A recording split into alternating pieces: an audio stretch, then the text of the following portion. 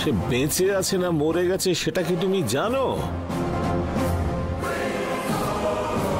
ছোটবেলায় যখন আমি স্কুলে যেতাম, বাবার নাম জানি না বলে অন্য ছেলেরা আমাকে নিয়ে খিল্লি করত।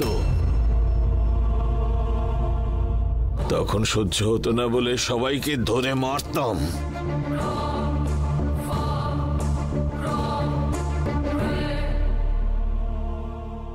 একবার একটা ছেলেকে আমি মেরেছিলাম বলে গিয়ে মাস্টারকে বলল, ওই মাস্টারটা তোর বাবা যে আসলে কে, তোর মাও কি আদৌ সেটা জানে বলে বলল।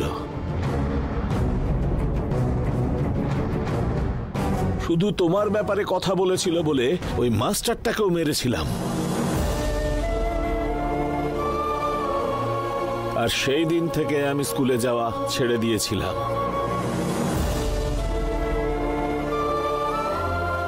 তোর বাবাকে, তোর বাবাকে, তোর বাবাকে বারবার যে প্রশ্নটা আমার কানে ঢুকেছিল সেটা আজ অব্দি ভুলিনি। সেই জন্যই তো বদলে গেলাম।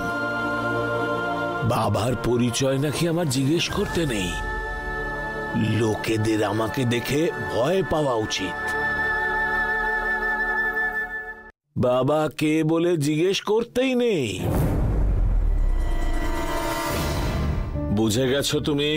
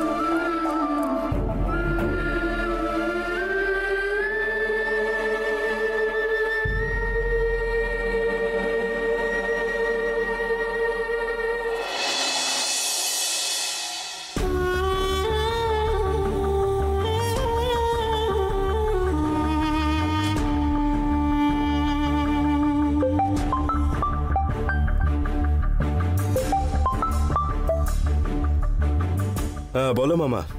আদি, শিবা বাড়িতে এসেছিল। হ্যাঁ তো কি হয়েছে? তুই হসপিটাল থেকে ফিরে এসেছিস সেটাও সন্দেহ করছে। কি সব বলছো তুমি মামা? ও কি করে জানতে পারলো? তুমি কি ড্রিঙ্ক করে এসে ওর সামনে সবকিছু বলে দিয়েছো? এটা সত্যি না রে। তাহলে ও কি করে জানতে পারলো?